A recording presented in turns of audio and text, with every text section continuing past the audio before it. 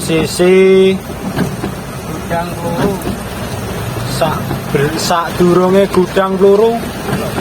Korban puting beliung. Ya Allah, hancur.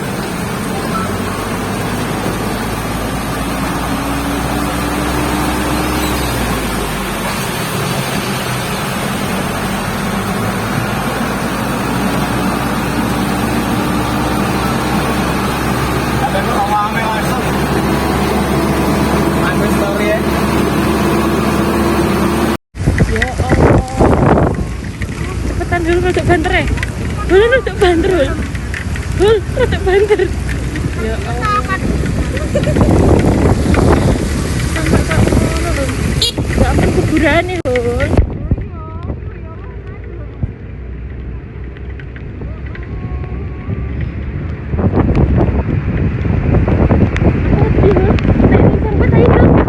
Makam Desa Sidoarjo pasca puting beliung. Niki roboh pohon-pohonnya. Yang bahaya adalah kabel listriknya, Pak. Ini kabelnya ikut roboh dan jatuh.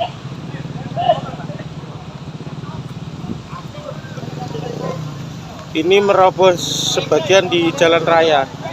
Yang teng warung wau. Oh, enten ing Pandi, Pak.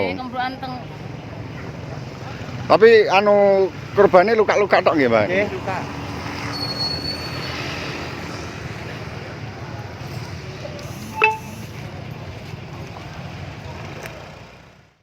Ini ada 3 hal yang Anda dapat. Yang pertama, musibah yang ditimpakan, musibah zahir ya. Kalau musibah batin ya neraka. Musibah zahir maksud kami, bencana alam, hilangnya keluarga, harta, sakit dan sebagainya.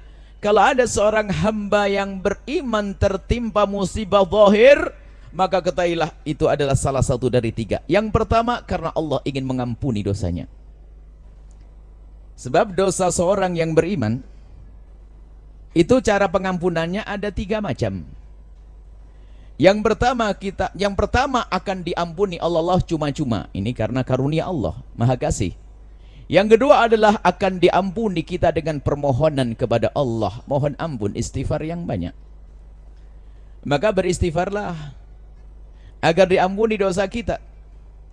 Yang ketiga adalah Allah akan rubah jadi bentuk hukuman. Ditimpakan musibah kepada seorang hamba karena Allah ingin menghapus dosa-dosanya. Maka bagi orang yang beriman di saat tertimpa musibah itu yang ada kelegaan di dalam hatinya. Alhamdulillah, berarti dosaku akan dihapus oleh Allah. Daripada aku harus diseksa di neraka, diseksa di dunia. Nah, hukuman itu pun ada 3 macam. Hukuman ada macam-macam. Yang pertama, hukuman yang Allah berikan di dunia. Jadi kalau ada seorang mukmin dihukum oleh Allah di dunia, maka ketahuilah itu karena Allah tidak ingin menghukumnya nanti di akhirat. Lalu ternyata orang yang beriman ini belum diampuni oleh Allah, kemudian juga tidak minta ampun kepada Allah, juga di dunia kok nyaman-nyaman, selamat, nggak pernah kena musibah, tapi banyak dosa dia. Lu gimana ini? Dia banyak dosa. Istighfar juga enggak. Minta ampun kepada Allah jarang, tapi dia banyak dosa. Lalu bagaimana? Ada cara pengampunannya nanti. Kalau sudah meninggal akan disiksa oleh Allah, tapi setelah itu akan masuk surga. Mau disiksa di neraka? Enggak mau. Berarti enggak ada jalan lain kecuali saat ini harus istighfar banyak-banyak. Bagi hamba yang beriman, kalau tertimpa musibah di dunia, maka ketahuilah musibah itu adalah pengampunan dosa. Kalau bukan pengampunan dosa, mungkin seorang hamba sudah banyak istighfar setiap malam, istighfarnya banyak nggak bisa dihitung. Istighfar, menangis, menyesal, terus istighfar, tapi kok masih tertimpa musibah. Kenapa dia? Ketahuilah justru karena Allah sayang kepada dia, mau diangkat derajatnya. Innallaha idza habba qauman ibtalahum. Kalau Allah sudah mencintai satu kaum akan diangkat derajatnya dengan bencana, dikasih bencana karena Allah sayang. Ini hambaku, aku siapkan tempat yang tinggi, tapi ibadahnya kok masih pas-pasan. Dosa mah enggak, tapi ibadahnya kok pas-pasan. Tahajud jarang-jarang, ya puasa jarang-jarang, tapi aku cinta hamba ini akan aku tempatkan di tempat yang tinggi. Nggak ibadah hamba ini, Allah timpakan musibah jeder, setelah itu langsung naik pangkat. Mau begitu? Saya belum tak kuat, saya tidak berani saya. Mending saya dimudahkan ibadah, amal baik, nanti naik angkat.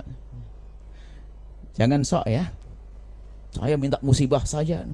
Nggak boleh. Nggak boleh minta musibah. Ini jika tiba-tiba Anda tertimpa musibah, maka tata hati Anda.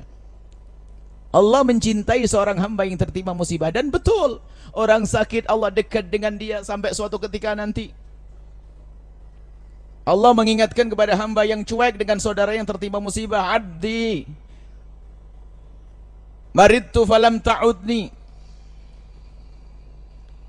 atau ya ibna Adam maridtu falam ta'udni, hei anak Adam, atau kama qala Rasul, aku sakit kau tidak kunjung kepadaku. Allah berfirman seperti itu.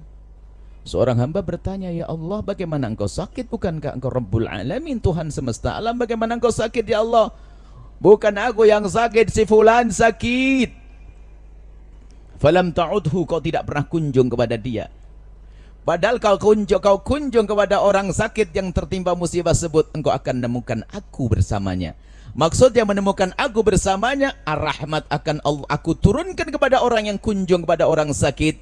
Kemudian keberkahan dan juga doanya orang sakit akan aku kabul. Kamu tidak kunjung kepada orang sakit, kau tidak mendapatkan kebaikan. Maka senanglah kalau kita kunjung kepada orang yang sakit, jika mampu kita. Kalaupun tidak mampu, kita mendoakan.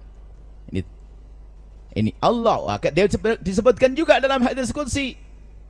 Ana indal munkasirati qulubuhum. Sebagian orang mengatakan riwayatnya enggak benar, tapi maknanya benar. Ana indal munkasirati qulubuhum. Aku Allah.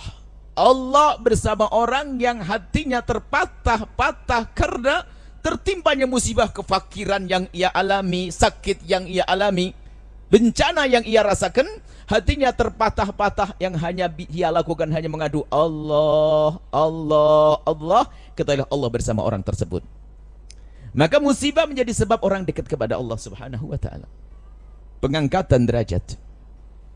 Kemudian juga musibah akan diberi oleh Allah pahala yang berlipat ganda bighairi hisab. Sampai kalau ada seorang hamba yuwafas sabiruna ajrahum, orang yang sabar itu akan diberi pahalanya oleh Allah Subhanahu wa taala, enggak pakai hitungan. Ini gambaran tentang orang tertimpa musibah.